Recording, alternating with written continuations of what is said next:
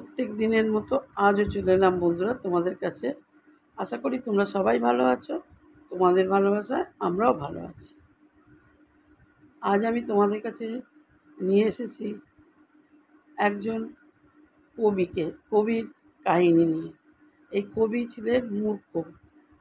তার নাম ছিল কালিদাস। ইনি ছিলেন গণ্ডমূর্খ।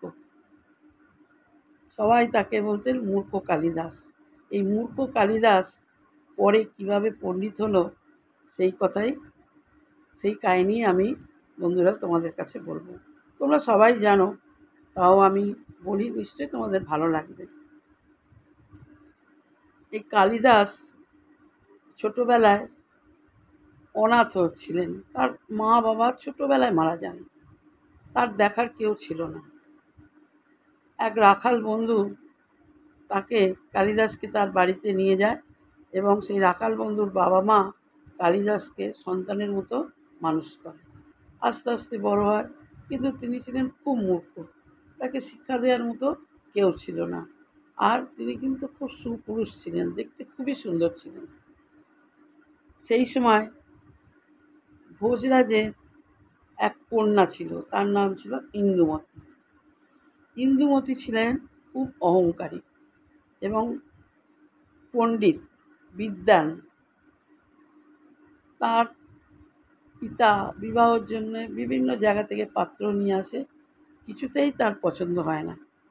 তিনি বলেন যে যে পাত্র আমাকে তর্কে হারাতে পারবে তাকেই আমি বিবাহ করব।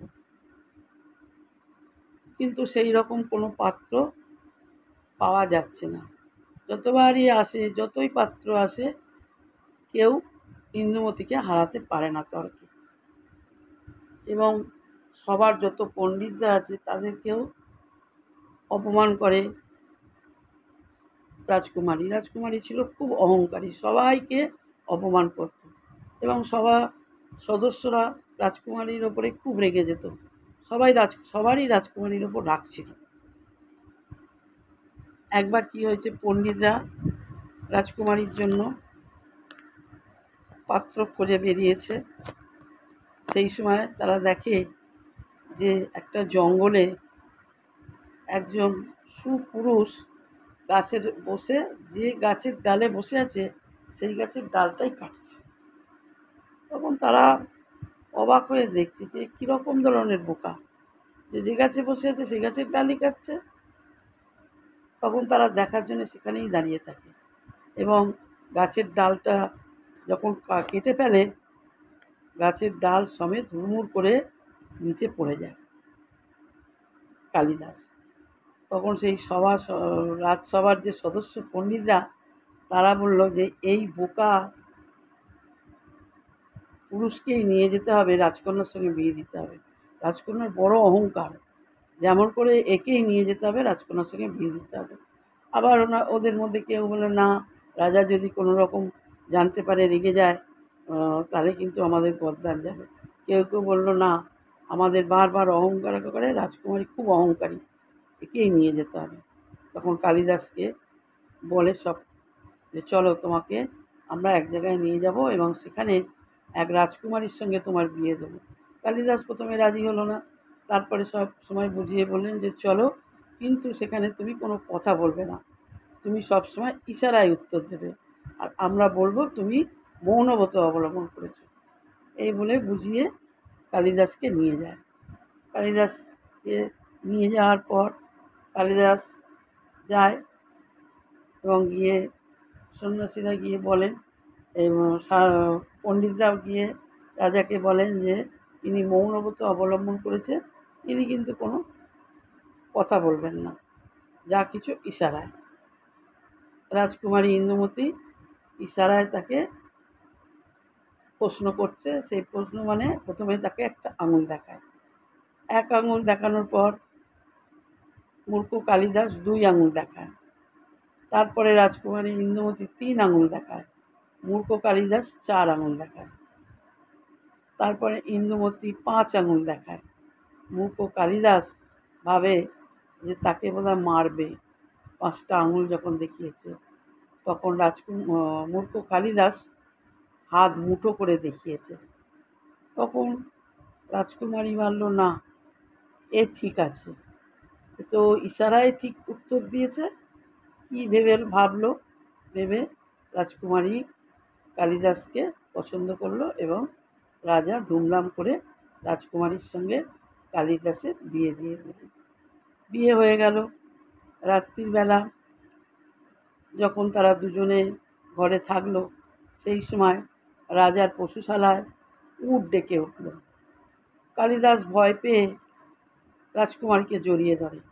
রাজকুমারী ভাবে, তুমি কি কোনোদিন উটের ডাক শোনোনি? কালিদাস বললে যে, না, এটা কি ডাকছে তুমি জানো না? তখন বলছে, উট্র। উষ্ট্র না বলে বললো উট্র। তখন রাজকুমারী বলে, কি ধরনের কথা বলছে এ? পণ্ডিত ব্যক্তি এ উট্র বলছে কেন? এবং বারবারই উট্রই বলছে। তারপরে নানান রকম তাকে প্রশ্ন করে, কিন্তু কোনো প্রশ্নের উত্তরই ঠিকঠাক দিতে পারেন না, উল্টো পাল্টা প্রশ্নর উত্তর দেয় বোকার মতো। তখন রাজকুমারী ভাবলেন, তাহলে এ তো ঠকবাজ, এ তো পণ্ডিত নয়। তখন ঘর থেকে তাকে বের করে দেয় এবং ঘর থেকে বেরিয়ে মনের দুঃখে ভাবলো, এ জীবন আমি আর রাখবো না, যেমন করে জীবন আমি ত্যাগ করব বলে তিনি নদীর ধারে গিয়ে নদীতে গিয়ে ঝাঁপ দিতে গেলেন। সেই সময় মা সরস্বতী তাকে কোলে তুলে নেয়, নিয়ে বলে, এভাবে তুই মরতে পারিস না, তোকে আমি আশীর্বাদ করছি, তুই বড় পণ্ডিত হবি। এই বলে মা সরস্বতী বিদায় নেয়। এবং তারপরে মূর্খ কালিদাস মাকে দেখতে পান না, মা মা করে কাঁদতে কাঁদতে নদীর ধারে বসে থাকে। সেই সময় সেই দেশের এক বড় পণ্ডিত ছিলেন বিষ্ণু শর্মা। সেই বিষ্ণু শর্মার স্ত্রী ভারতী দেবী কালিদাসকে দেখতে পান। কালিদাসকে ওই অবস্থায় কাঁদতে দেখে সব কিছু জিজ্ঞেস করেন এবং কালিদাস তাকে সব কিছু জানান।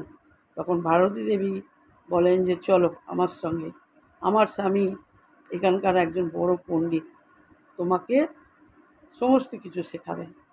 তখন ভারতী দেবী তাঁর স্বামীর কাছে নিয়ে যান এবং গিয়ে বলেন, একে তোমাকে শিক্ষা দিতে হবে, শিক্ষাদান করতে হবে। তখন বিষ্ণু শর্মা তাকে শিক্ষা দেন এবং তিনি অল্পতেই সব কিছু গ্রহণ করতে পারে। তার মধ্যে তো একটা কিছু আছে, বা মায়ের সরস্বতীর আশীর্বাদ আছে, তাই তিনি সব কিছু গ্রহণ করতে পারতেন। অল্প সময়ে তিনি হয়ে গেলেন এক বড় পণ্ডিত।